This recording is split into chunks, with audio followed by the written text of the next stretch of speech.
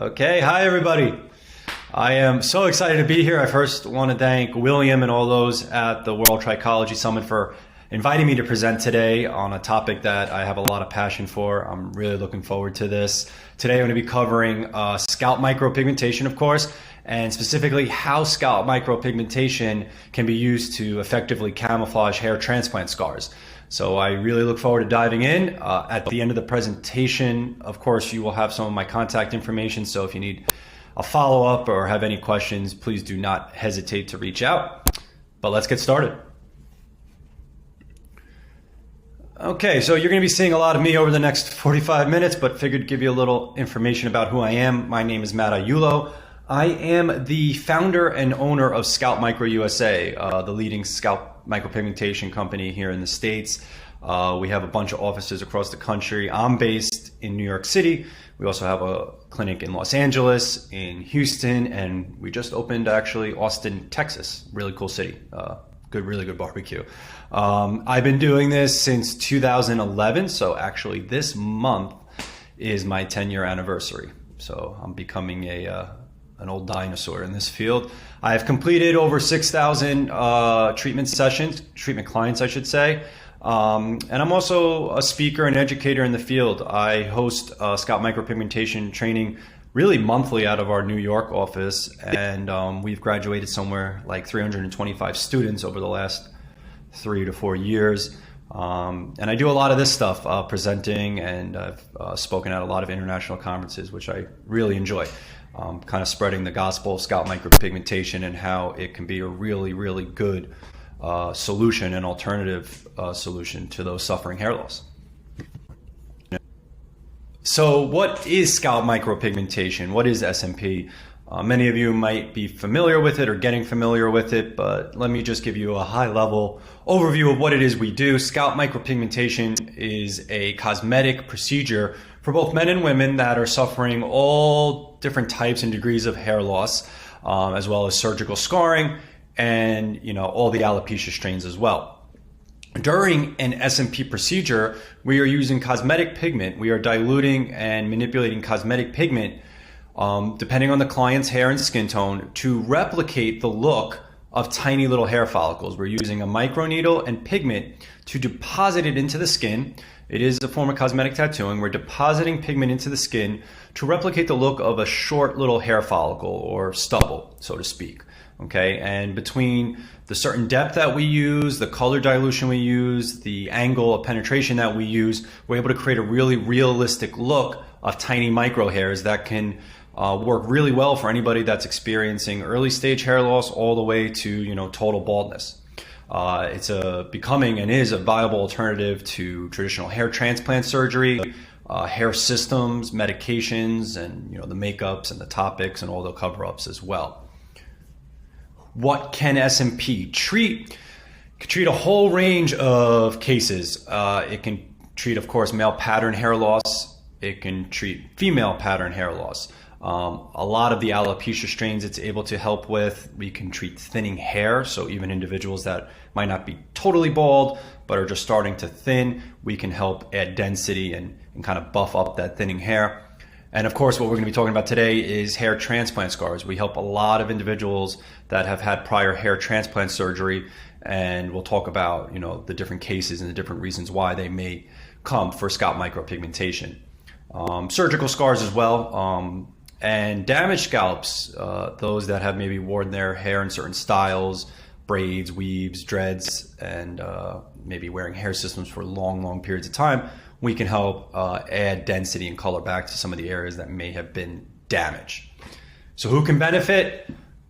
Really, there's a wide range of clientele, and there's not too many contraindications with this treatment. There are a couple, but whether it's the early stage of hair loss where a client is just starting to notice some recession and thinning, to those that are completely bald, almost like what I am, okay?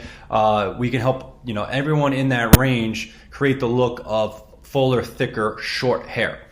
And depending on the case, most clients will need to keep their hair short, but there are plenty of cases where if there is still a good amount of hair density and thickness left, we can actually go through longer hair to add the illusion of density. So today, let's jump into what our topic is, which is how we apply scalp micropigmentation for hair transplant scars. And I know many of you are familiar with hair transplantation. It's been around for decades. The procedure and the surgery has become really evolved and really good at times here. So we've seen really amazing results with hair transplants, especially when the candidate is a good candidate for this type of treatment. But just to give a quick rundown, there, to date are really two types of hair transplant surgery. One would be FUT hair transplant surgery, and this is the the original method, so to speak, where the surgeon is basically cutting out a strip in the back of the head, the donor area of the scalp, where the hair is not as affected by DHT and androgenic alopecia. And through the course of that surgery, they are cutting out that strip. They are, microscopically dissecting those follicular units and those grafts. And then they are placing those follicular units in the area of the scalp, typically the front, but not, it could be covering throughout the whole scalp, where it is more aesthetically needed. Okay, so what you see as a result of that is then the surgeon needs to close up where that cut and that incision was made. And that does leave typically a linear or strip scar, as we call it. And depending on how many surgeries or how many times they have to go back and excavate the donor area, there could be a small scar, a large scar, or multiple scars. And we're going to talk about how scalp micropigmentation can help camouflage the scar. The other method that many of you are probably very familiar with is the FUE hair transplant. And this has evolved greatly over the last decade. And what an FUE is doing is the same idea, taking hair from the donor area of the scalp to implant on the top scalp, but they're doing it in a slightly different method where they're going in and whether manually or with a machine to make small circular incisions in the skin, and they're actually dissecting those follicular units individually or in small groups. And that's extracted directly from the scalp. So there's no strip cut. They're actually going in and taking those follicular units, and all the tissue and everything around it individually, which often leaves a little bit more of a, for lack of a better term, better looking scar. This image here was an individual who went to Turkey, which, as many of you know, has become kind of a mecca for hair transplantation. So that's kind of an aggressive session, as you can see, but they're tiny little circular scars. And again, SMP will be able to cover these as well for many of the individuals. So let's talk about how SMP can help hair transplant clients, and more specifically, why someone that's had a hair transplant would seek our services and would seek scalp micropigmentation as a treatment. So there's a few reasons, and there's a few different approaches to why we can help someone that has had a hair transplant. Recipients of hair transplants may wish to use SMP for some of the following reasons. To camouflage, of course, the surgical scarring in the donor area, so that they are then able to cut to a shorter length. So for many clients, after having surgery, they're told to keep their hair at a longer length to ensure that that scar, specifically that strip scar, is hidden by the client's own hair. But there are many times that might not be a viable solution for the client. Perhaps they just want to be able to commit or try a shorter hairstyle, but they're not able to cut their hair shorter with fear of exposing the scar.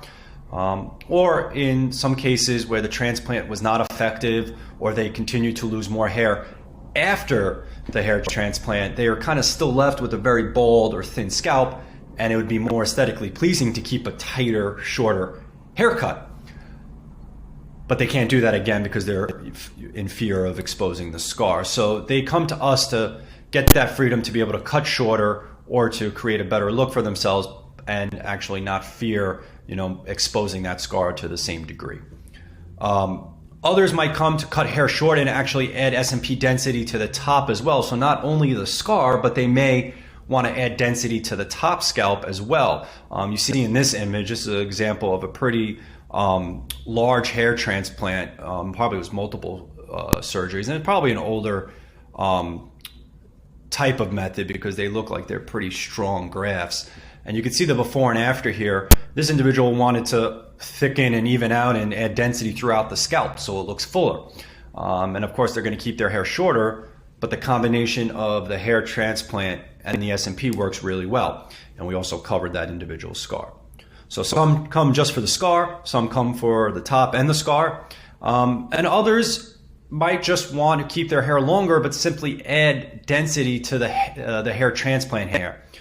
We all know that surgeons are limited by the amount of donor area, so they only have a certain amount of grafts and units that they can actually take, and sometimes this still has a thinning look on the client. So the SMP can help add additional density, again, beef it up, give it that fuller volume, and they can still keep their hair long if they have good coverage, and they can kind of get the best of both worlds.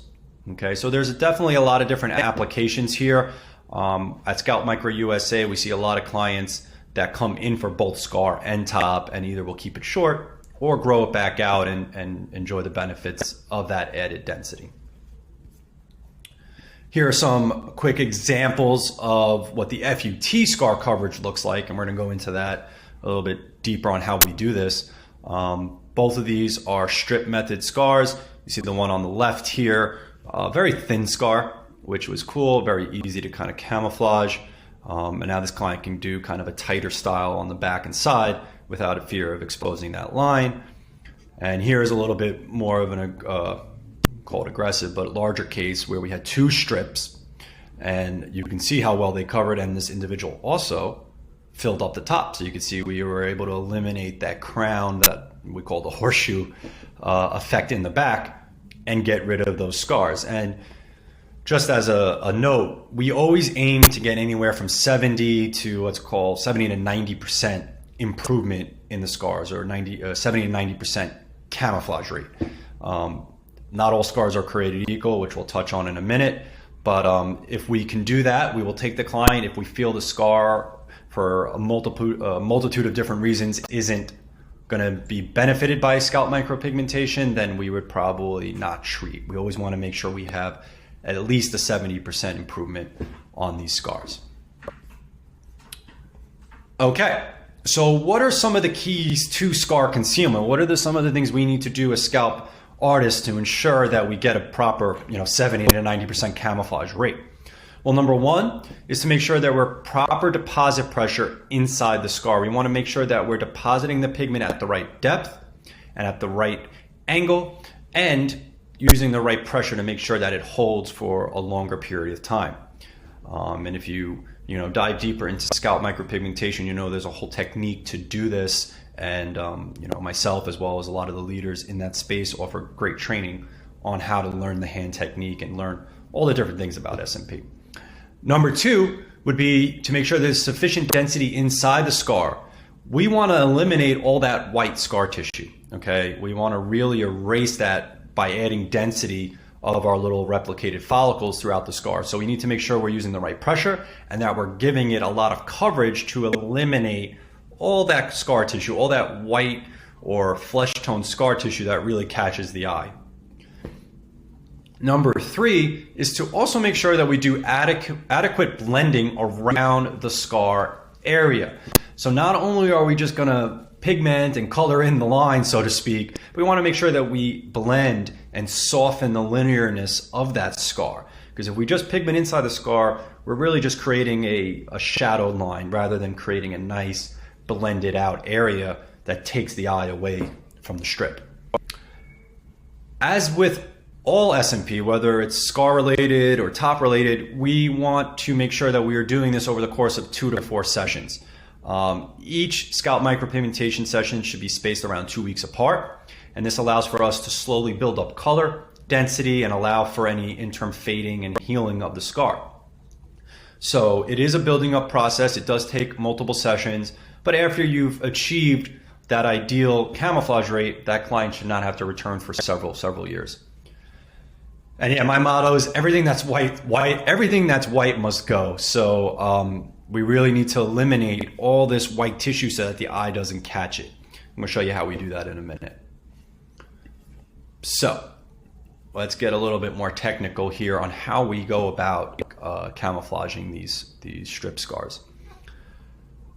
The process is as follows. And before we even get into that, let me just kind of show you what we have here. So this is kind of an up close of a typical strip scar. There's actually two here. If you could see, there's a larger, wider one, and then this thin one that comes around. Let me get my little handy drawing tool here so we can follow along. So you have the strip scars, this one, and then this tiny thin one that kind of comes underneath. There are different areas of the scar, and I kind of categorize them so that we know what we're looking for. So obviously the scar tissue is that white strip line. And then you have above and below the scar these little like suture marks or little staple marks. That's where the surgeon goes in to kind of resuture the area after cutting. Okay. And then you have what I call weak spots, and these are important. Weak spots are just little gaps within the existing hair that, you know, maybe there's just not a hair follicle coming out of. Okay, this is their existing hair, this is healthy hair, but there's little areas that just have a little bit of maybe a white spot or a little gap. And why that's going to be important, because that's going to help us blend. And then we have the blend area. So like I mentioned in the previous slide, we're not just hitting inside and pigmenting inside here. We are actually going to making sure that we blend out around the scar area as well. Okay, so now that you see these areas that a typical scar has, you see the blend area, you see the strip. Let's talk about how we actually go about camouflaging these scars, okay? So number one, we want to make sure that we add density into the strip scar tissue, okay?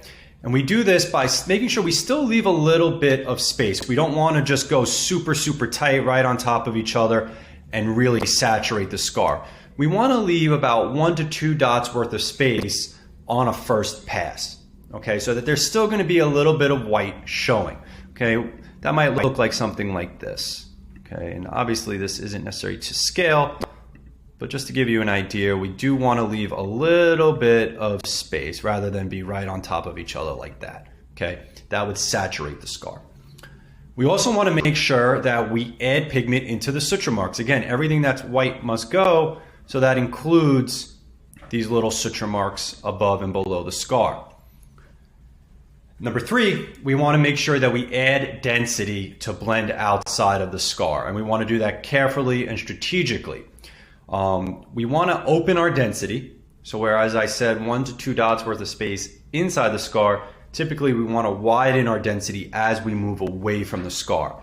So that would look something like this. And we want to blend and add pigment into those weak spots. So remember, those areas that maybe there's not a follicle already existing, we can use that to help guide our blend. And what this will do is soften the line itself. And we're going to repeat this process on each session. On the second session, we're going to close the gap between each one of those dots inside the scar, and we're also going to freckle out and add a little bit more density to help blend as well. All right, so here, just to reiterate, you see 2 strips. Let me get my little crayon. We'll use a different color this time.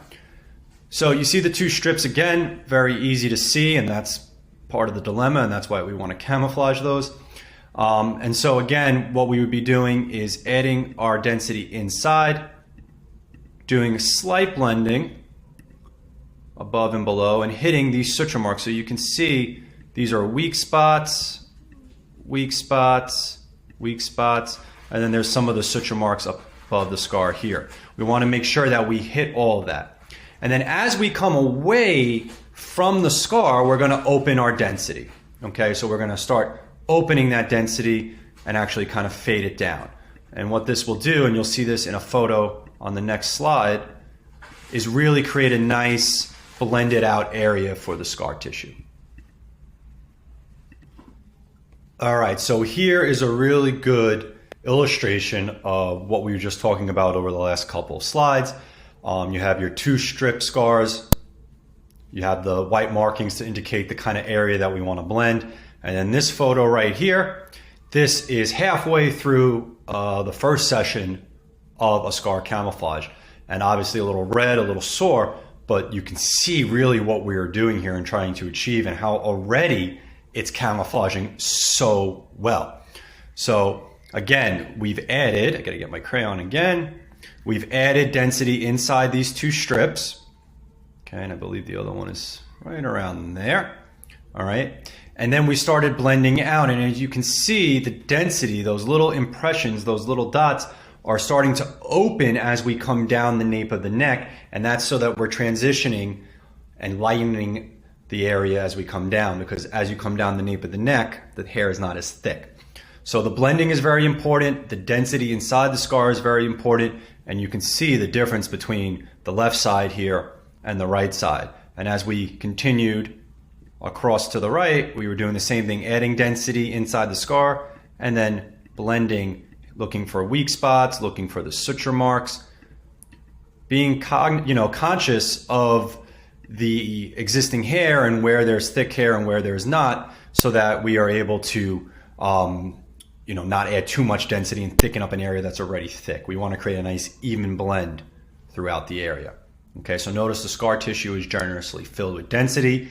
The density as well as the application pressure is reduced as we blend down, and that we've hit all those weak spots and suture marks that really help to blend out the scar area.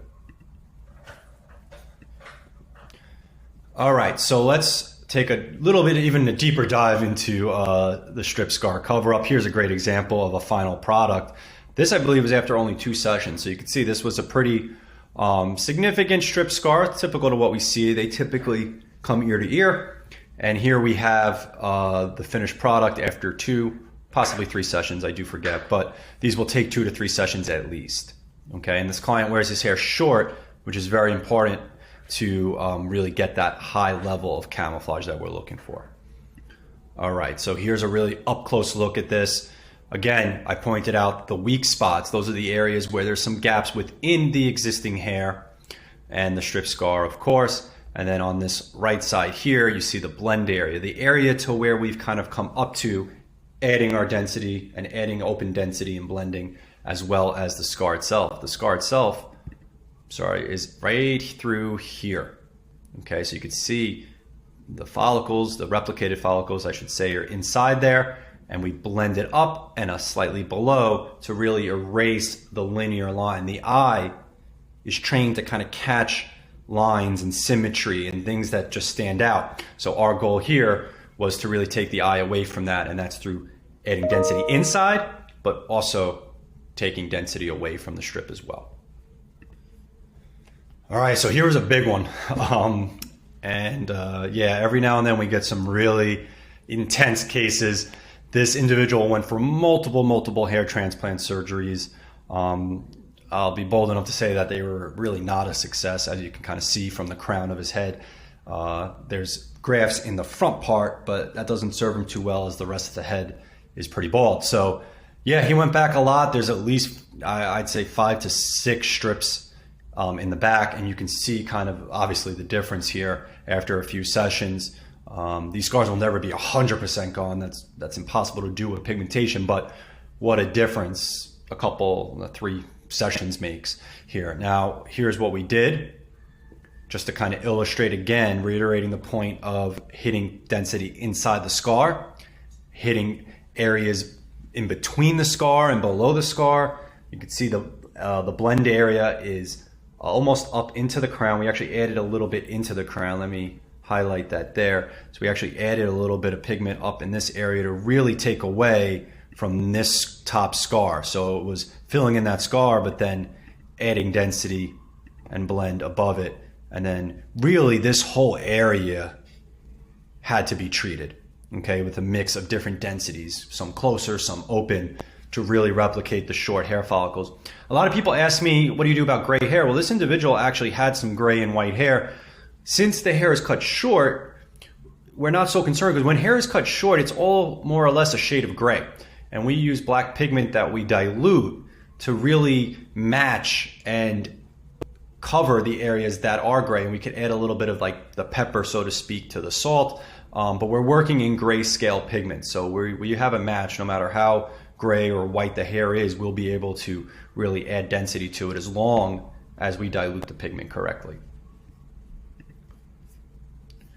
All right, so that was all the strip scar, the FUT scar cover up. Remember, we also talked FUE is another common scar that we're seeing more and more of. And typically the scarring is a lot less severe. Again, this case was one of the more intense ones. They took probably 3,000 grafts, I think. And so it left kind of almost a stamp mark in the back of the head. But the idea is the same. For FUE concealment, we simply want to place a dot or two, one or two pigments in each one of those little circular scars to help cover. It's actually very easy to do, very enjoyable to do. It's almost, I equate it to like whack-a-mole, where you're just hitting each little opening that you see.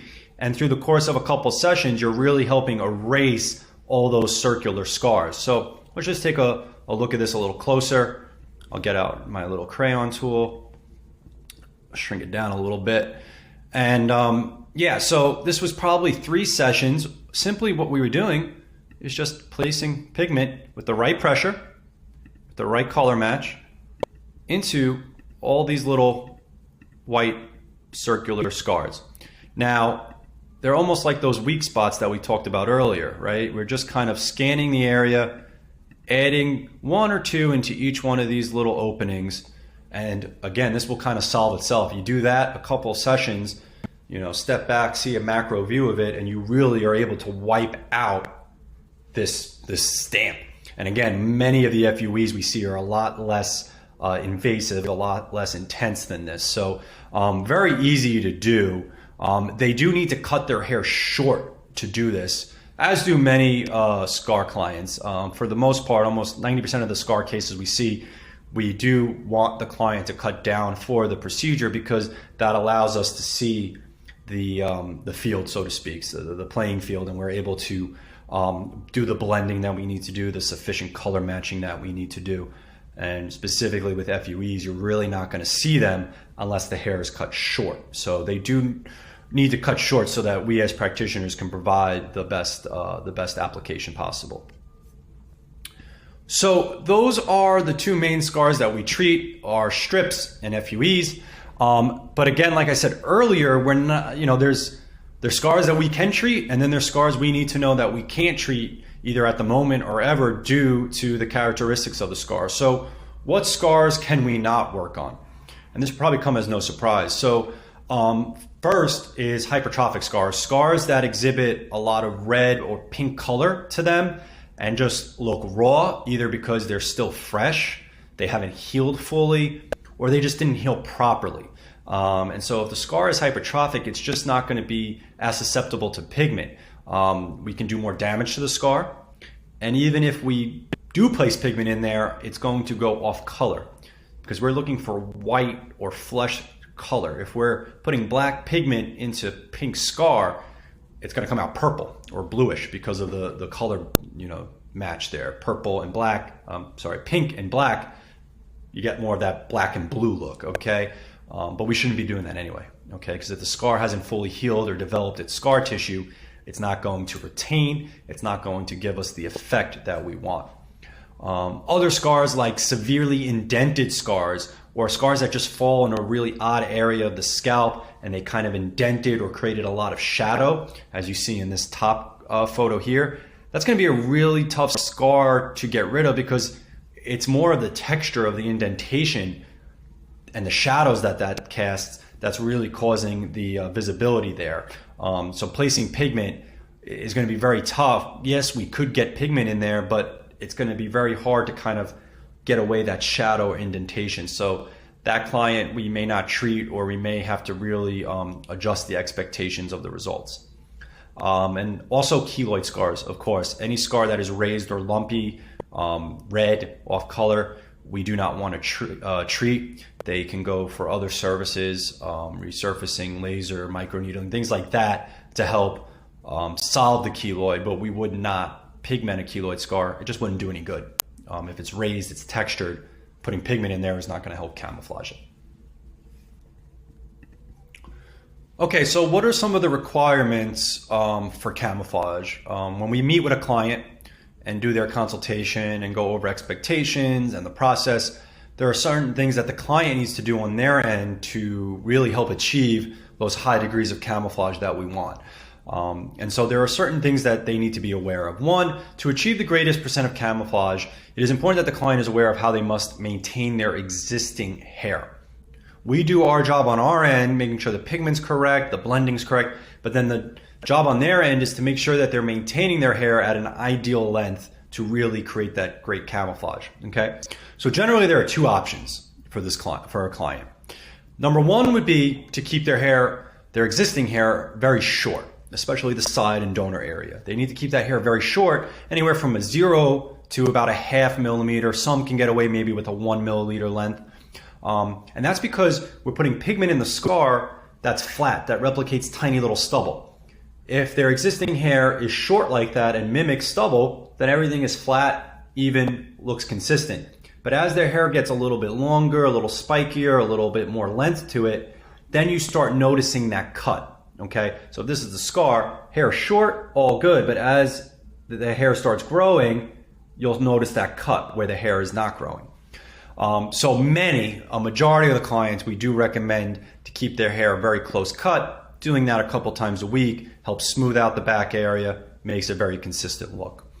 The other option, and this is the case for many clients that have a good amount of existing hair, they can keep their existing hair significantly longer. And we usually recommend somewhere like a 3 guard or a 3 millimeter length or higher. And this is so that the existing hair overlaps the scar. So where that scar is, now the hair is actually long enough to kind of cover and overlap it, and you have the density underneath it that helps beef it up and buffer it up. So between the density inside the scar from the SMP plus the hair itself covering over it, you get a nice, fuller camouflage look. The in-between is not so good. So that, 1 guard, 2 guard, 2.5, because like I said, the hair is too long to match that short stubble, but not long enough to actually cover and overlap the scar. So these are, things that need to be discussed prior to treatment so that the client knows how they're going to need to maintain the look for the, ideal camouflage. Okay, so real quick, we're not necessarily going to cover, SMP color theory and how we dilute the pigment. That could be another topic for another day. But just to give you a high 30,000 foot overview of what we do for scars, we want to select a tone of pigment that matches that surrounding short hair. So even if the client is keeping their hair long, we don't want to go too dark to compensate, because what if in the future they decide to cut down, they'll be left with a darker shade contrasting next to that shorter hair. So we always want to play it safe. We can, wiggle it a little bit. If they're going to keep their hair a little longer, maybe we go a little stronger with our pigment tone, but we still need to be in a safe place so that we're matching in case they do cut short. Our pigment that we use and that a lot of the industry uses is follicule. It's a black carbon pigment that is diluted to really create those different gray tones, gray and black tones. Okay. And again, we're going to assess the client's skin tone and their existing hair color when cut down to get that perfect match. Okay. And as a general rule, we usually want to go a little bit lighter on the scar than we would necessarily on the top of their head, because the scar tends to fall on the back, which tends to be a lighter area as hair starts to thin as you get closer to the nape of the neck. So that's a general rule, but again, it is individual to the client, and that's the artist's discretion to use, different color shades that may fit. All right, so now what's going to be really cool is I recorded a scar session, a first session on a strip scar where the individual also had FUE scarring. So we covered about 20 minutes of that, so I would like you guys to kind of watch. I narrate through it a bit, so you kind of get a first-hand live example of what we do on these scar sessions. So let's go take a look at that.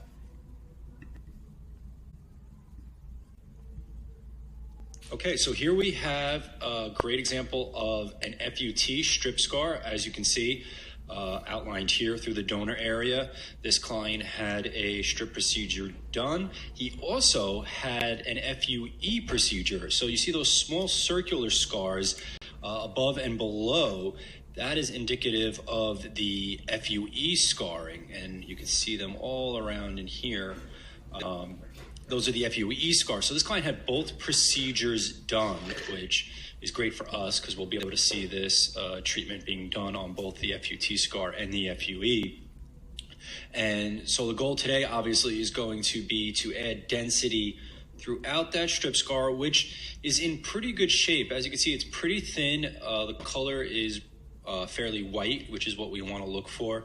And it's flat. There's no, keloid or texture to the scar. And then there's, of course, the FUE scars, as you see here. And we want to make sure that we hit those. Now, the cool part is remember, we've said earlier that we always want to blend away from the scar, right? Above and below. And we always said we want to look for weak spots, which are just gaps between naturally occurring hair. Well, these FUE scars actually act as a great substitute to those weak spots we mentioned earlier in the presentation.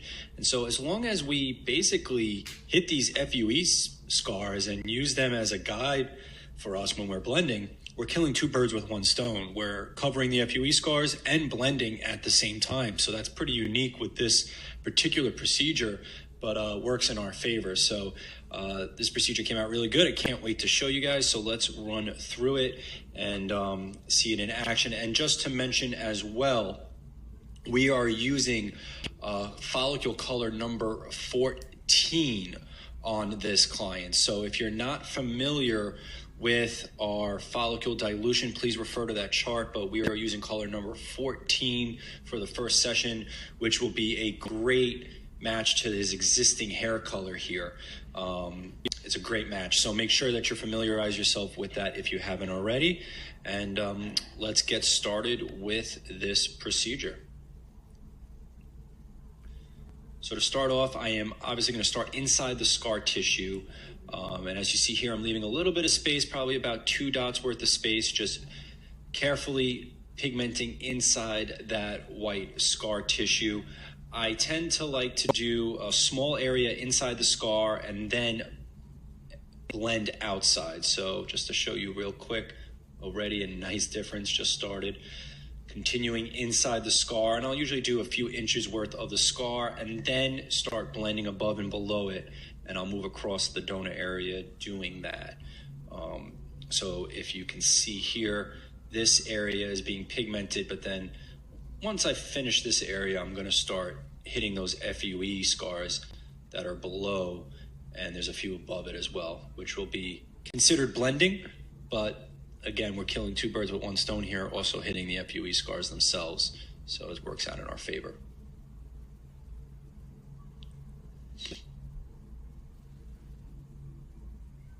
Here we go. You see, just placing 1 or 2 dots in each one of those FUE scars, lightly blending below the scar here. Hitting the suture marks as well. Remember those little stitch marks above and below the scar we want to hit. Everything that's white really must go. And again, stretching the skin, very, very important. You see I'm pulling the skin there. And that's very, very important to make sure that our pigment gets into the scar tissue and retains. And there I am hitting those suture marks above the scar. And now those FUE scars below it. And again, I know that those are FUE scars, but even if they weren't there, we'd want to do a similar method of blending, which is just scattering the dots and density below and above in order to break away and move our eye away from the scar tissue itself.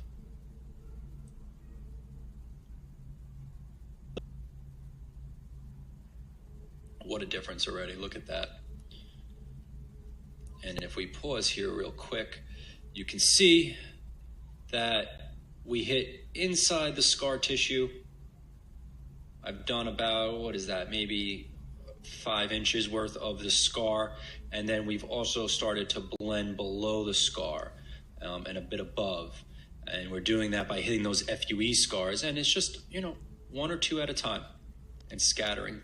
And again, even if those FUE scars were not here, we'd want to do a similar type of blending, something like this, where we move away from the strip scar itself. And again, above it as well. These FUEs come above it. He's got relatively thick hair where he does have it, so it wouldn't need a lot of blending, but we still need to do it in order to offset all that density that we're adding inside the scar. And so that's what you're seeing here. and it's come out pretty well so far.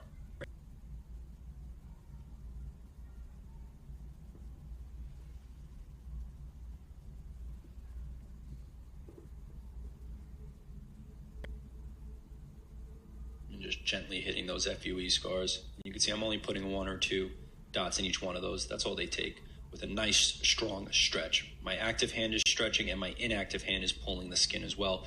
Always remember to stretch, whether that's in a scar procedure or on the top procedure. It doesn't matter. Stretching is very, very important. And there we have a nice look at the area we've covered already. Moving to the side of the head, same applies, inside the scar and hitting the stitch marks. And if I pause really quick again, just to show you the area, you can see this is obviously the strip scar, and then you have these little suture marks up here, and they kind of blend in with the FUEs. The FUEs are kind of intruding on our scar. That's how the surgeon took them, is just above and below, and these are the FUEs, of course, as well. So make sure to hit those. Make sure to hit these little suture marks that kind of sit right at the edges of the scar tissue itself, in order to make sure that everything that's white must go.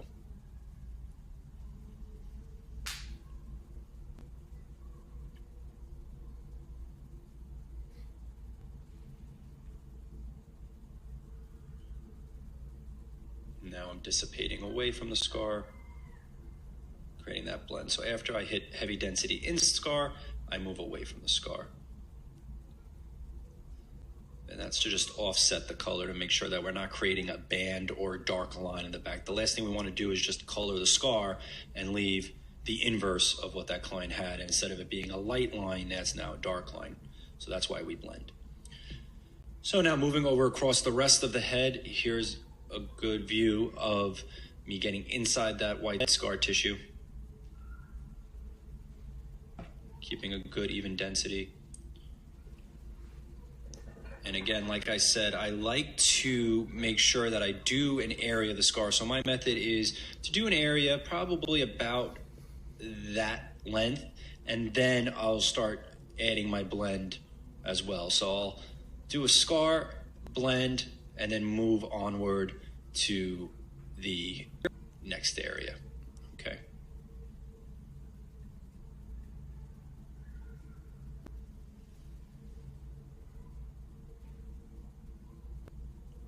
Hitting those FUEs, which are doubling up as blend and as hitting those scars. So this client's getting the blend and the scar camouflage. The FUEs have helped us. And so if you see a client like this, it's actually a very good treatment to do, because the FUEs will help guide your blending. And so hopefully this video is very helpful to kind of show you what a blending looks like in a scar camouflage treatment. And here again, I'm back into the main scar,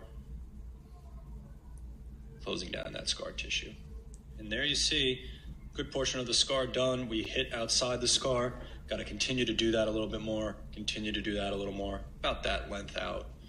And yeah, looks great.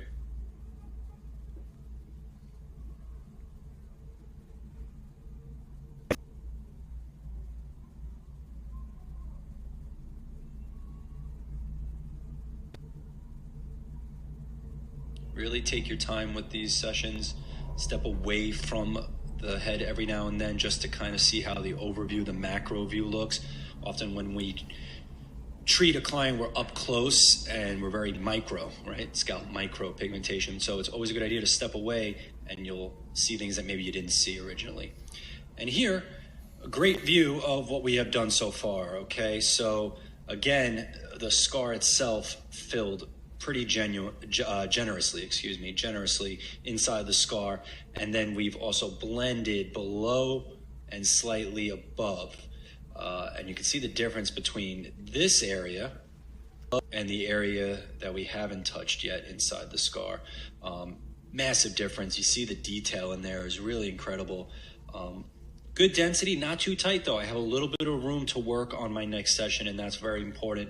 And those FUE scars, as you see here, are filling. I believe I still had some more to do, but you can see the little follicle replications that we put in there, very important. And for this client, you don't need to blend much further than, here, or up here. He's got very thick hair where he does have it, so it doesn't need a lot of blending. And just to point out the suture marks, you can see them kind of right here. They are part of the scar, all right? So you need to hit those as well.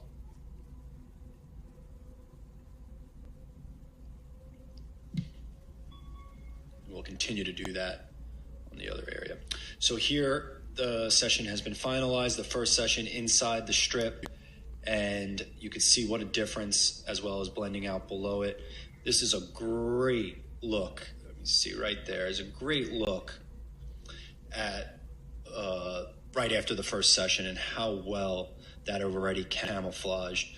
Obviously a little red, this is normal. The scars themselves can get a little angry right after session, but they will heal like everything else, and it should heal very, very nice. So great work on the first session. We filled in the scar, offset with a little density below the scar, and this client, we'll see how he comes back on his next session. But yeah, that's the area we worked on, and looked good. It took about an hour or so.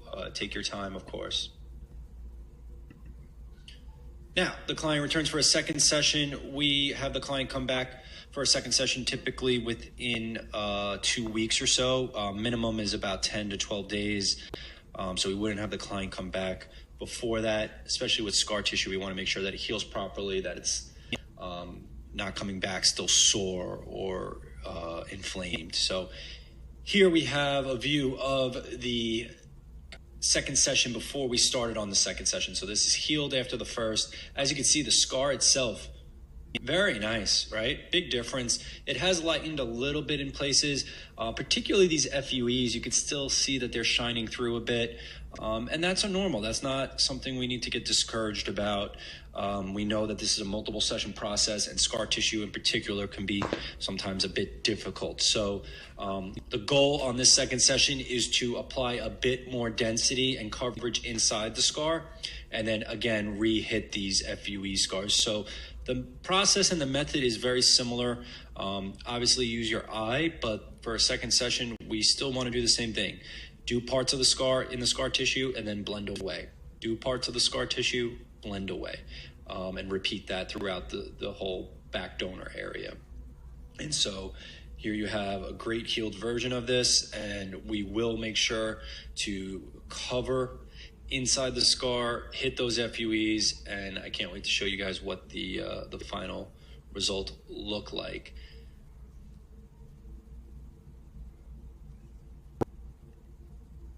Here we use,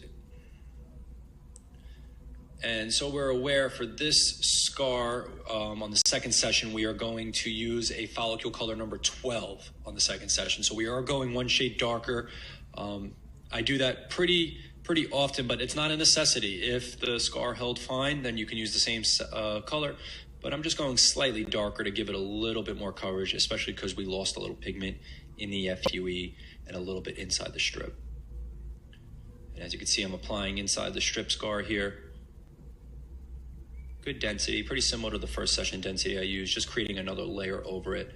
And then, yeah, we need to hit those FUEs. You can see that they are still coming in. So I'm just gonna take a slightly more pressure this time, maybe hang out a little bit longer, but just a little bit of a harder hit, because those FUE scars can actually be a bit tough in the sense that they do require a little bit of pressure. So don't be afraid if on the first session it didn't hold well, just to give it a little bit more of a harder hit on the second go around.